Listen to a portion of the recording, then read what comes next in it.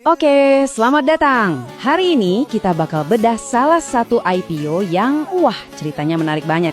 PT Abadi Lestari Indonesia atau kode sahamnya RLCO. Prospektus mereka itu kayak cerita dua sisi mata uang, penuh kontras. Yuk kita kupas bareng-bareng. Nah, ini dia intinya. Coba dibayangin. Di satu sisi, perusahaan ini punya aset yang luar biasa berharga. Kuota ekspor sarang burung walet ke Tiongkok hampir 21.000 kilogram. Ini tuh kayak harta karun. Tapi di sisi lain, lihat deh angka ini. Cash di tangan mereka cuma sekitar 4 miliar rupiah. Loh kok bisa? Inilah paradoks utama yang bakal kita telusuri. Oke, pertama-tama biar nggak bingung, kita pahami dulu fondasi bisnis RLCO ini. Apa sih yang sebenarnya bikin mereka kelihatan kuat banget di industrinya? Model bisnis mereka ini sebenarnya cerdas banget. Mereka mengubah bahan mentah jadi produk premium. Jadi nggak cuma jual komoditas gitu aja. Prosesnya mulai dari sumbernya, sarang walet mentah, terus dibersihin dan diolah buat pasar ekspor. Puncaknya, mereka bikin produk konsumen sendiri yang siap minum, yang nilai jualnya tentu jauh lebih tinggi. Nah, yang benar-benar jadi senjata rahasia mereka tuh ini. Kuota ekspor ke Tiongkok. Ini bukan sekedar izin biasa loh. Ini tuh kayak golden ticket buat masuk ke pasar sarang walet terbesar sekaligus paling ketat peraturannya di dunia. Punya ini aja udah jadi keunggulan kompetitif yang masif. Dan skalanya itu nggak main-main, hampir 21 ton per tahun. Gede banget kan? Ini volume yang sangat signifikan. Nunjukin kalau RLCO ini pemain besar yang dipercaya buat masuk pasar Tiongkok. Inilah tulang punggung bisnis ekspor mereka. Tapi, di balik cerita bisnis yang kelihatannya kuat itu, prospektus mereka justru ngebuka beberapa red flag keuangan yang sangat serius. Nah, sekarang kita pindah ke sisi lain ceritanya. Ada analogi yang pas banget buat ngegambarin kondisi keuangan mereka. Seperti rumah besar dengan dompet kosong. Asetnya banyak, pabriknya ada, kuotanya berharga, mereknya ada, tapi uang tunanya tipis banget. Nah, ini dia inti dari masalah likuiditas yang mereka hadapi. Sinyal bahaya pertama ada di sini. Arus kas operasional mereka itu minus, hampir 37 miliar rupiah.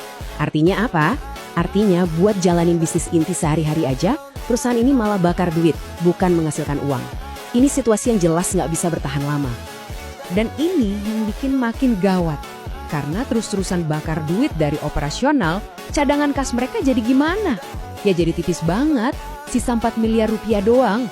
Ini menciptakan resiko likuiditas yang sangat serius. Bikin mereka susah gerak buat bayar kewajiban jangka pendek. Jadi kalau gitu pertanyaannya, kok mereka bisa tumbuh segede ini dengan kondisi kas yang kayak gitu? Jawabannya cuma satu, utang.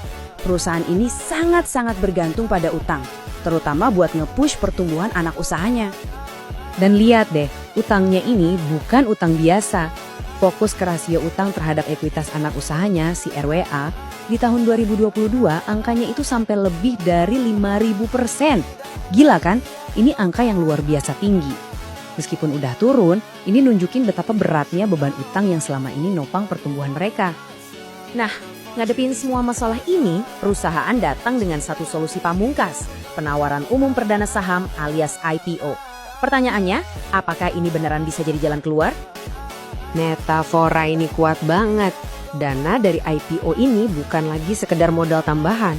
Buat mereka, ini tuh kayak oksigen yang vital banget buat ngejaga perusahaan tetap hidup dan bisa bernapas, biar bisa lanjut ekspansi lagi. Jadi oksigen ini mau dialirin kemana? Prospektusnya jelas banget. Sebagian besar, lebih dari 56% bakal dipakai buat modal kerja.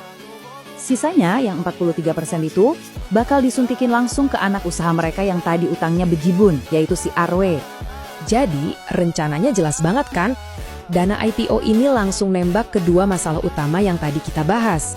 Sebagian buat beli bahan baku biar mesin ekspornya tetap ngebul, dan sebagian lagi buat nyembuhin neraca keuangan anak usahanya biar bisa tumbuh lebih sehat ke depannya. Tapi, tunggu dulu, IPO ini bukan tongkat sihir yang bisa nyelesain semua masalah dalam sekejap. Masih ada beberapa risiko struktural yang penting banget buat diwaspadai para investor. Salah satu risiko terbesar mereka itu adalah ini. Resiko konsentrasi pelanggan. Gampangnya, ini artinya nasib perusahaan tuh digantungin cuma ke segelintir pelanggan aja. Bahaya kan? Dan ini buktinya. Lihat deh grafik ini. 78% dari total penjualan mereka itu cuma datang dari 2 pelanggan. Ini ketergantungan yang tinggi banget. Coba bayangin kalau salah satu dari mereka ngurangin atau berhenti pesan, dampaknya ke pendapatan RLCO pasti langsung gede banget.